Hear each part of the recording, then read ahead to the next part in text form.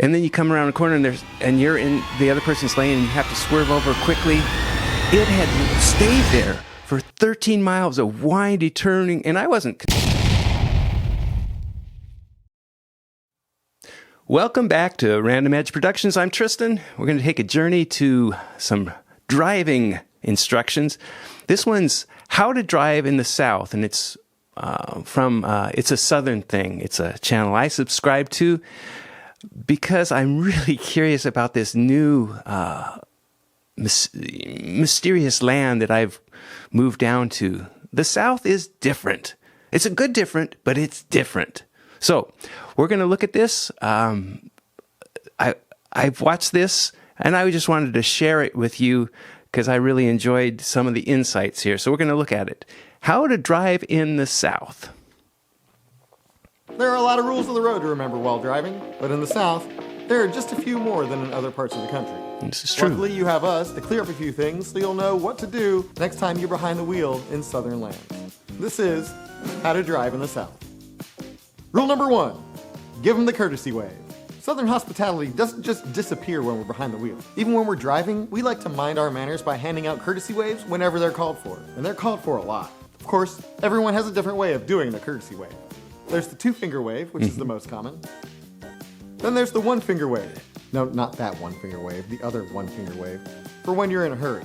There's also the waggle wave, which is typically used by older folks, who will also thank you for letting them merge into traffic in front of you by driving 10 miles an hour under the speed limit. And Yeah, that waggle wave, I think has to do with the older folks when they're doing that wave. You can really see the waggle here, which I'm getting. Thank you for noticing. out the window wave, which will have you wondering, is it a wave or is there turn signal out? Pro tip, it's both.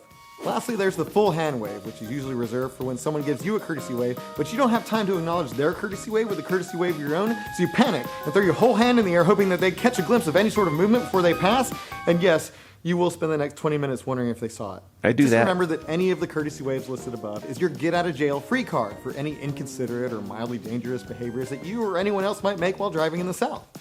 Yes. If you happen to be on the really narrow roads they have down here, I don't think they believe in any kind of shoulder. It's asphalt, 200-foot cliff. There's nothing to pull off onto most of the time. Anyway, when you go by someone, I like to drive in the middle of the road because it's the safest from either drop-off on either side of the road. And then you come around a corner and you're in the other person's lane and you have to swerve over quickly, though you're not going too fast on these back roads. And then you kind of give that grin like, I know I'm in the wrong lane. I'm sorry. Please forgive me. I just wanted to be safe. That's what's happening. You cut someone off, just give them a wave. They'll forgive you. I will. Rule number 2. Oh, before we get to rule number 2, I have a theory on Southern hospitality because it's the narrow roads. First it was the wagons or whatever, narrow roads. You have to acknowledge that you've made it by safely. You're slow enough, you're going by these people, and you just wave like, thank you for not running me off the road, and thank you for not getting mad that I almost ran you off the road. And that's where Southern hospitality was birthed. I'm sure of it. If there's a chance of snow, don't go. Right. Just don't. There's a reason stores sell out of milk and bread as soon as the weatherman mentions the word snow. It has something to do with not wanting to drive in the snow later for milk and bread. Do you remember the blizzard of '93? Do you remember Snowmageddon? People were trying to drive Toyota Camrys up hills covered in 2 inches of ice. We're not prepared for this. We don't know what we're doing. Many people believe the heat, or is it the humidity, is the South's biggest weather adversary. But we'd rather face the devil we know than the one we don't.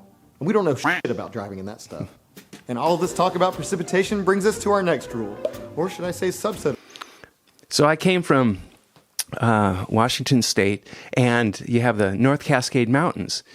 And the Seattle side is on the wet side of the state. Very similar in a lot of ways to where I'm at right now. They didn't get a lot of snow. When they got snow, people were driving crazy and off the road, and they would just park their vehicles. But on the east side of the mountains, they get snow all the time. They know how to drive in the snow. I thought it was really interesting, and this is what I think, why the rules are such.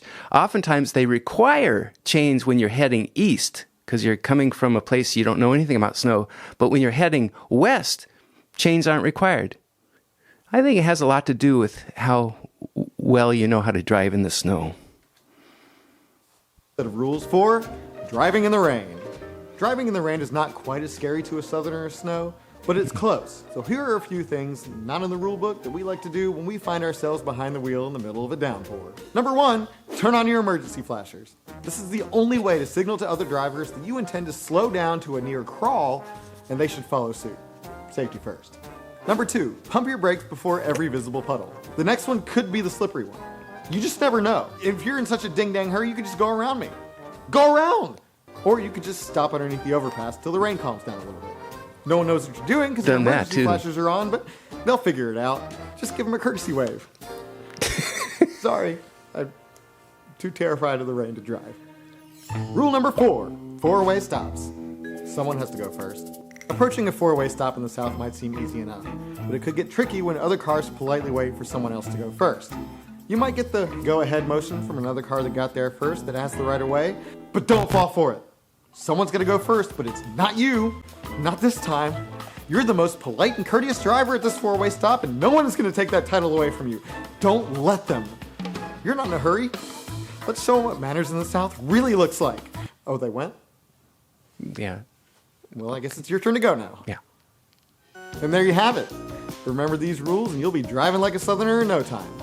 Oh, and if you see a funeral procession, pull over until it passes or someone's grandma will track you down and give you a good talking to. I should know. They will. All right, so that's some of the rules. Kind of fun. Yeah, it's different when you move to a place that has different people, different backgrounds, and different expectations. You need to adjust. I think one of the worst places to crickets.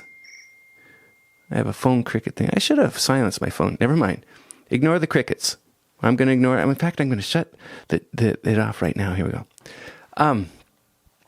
One of the worst places to drive would be the Phoenix, Scottsdale area because you get a lot of older people retiring there. I lived down there for a while, and you'd see an accident almost at every intersection, almost every day, because people from New York, from the South, all converge there to retire, and they're not at the top of their game.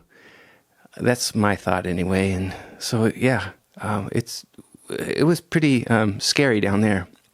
Anyway, here in the South, I've been learning some new things. Here's a story I wanted to share about these windy roads that they have in the South, and you'll appreciate this.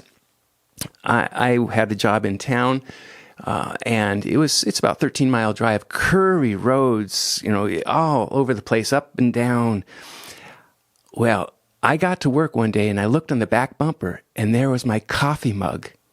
And I'll show a picture. I think I can do that. This is my coffee mug, and this is the picture of it sitting on the back bumper. It had stayed there for 13 miles of windy turning, and I wasn't concerned about the speed. I would go as fast as the curvy road would allow me, legally, I'm sure. Yeah. But this is one of my favorite coffee mugs, and it's part of the Legacy brand. That's what I'm naming it because, it was to stay on the back bumper with my driving makes you just worn out thinking about it. And worn out's a good thing.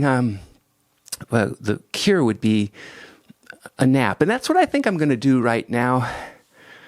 I'll probably dream of my coffee mug. Anyway, thanks for watching. And you heard that bell? That means you should subscribe and like, and we'll see you next time.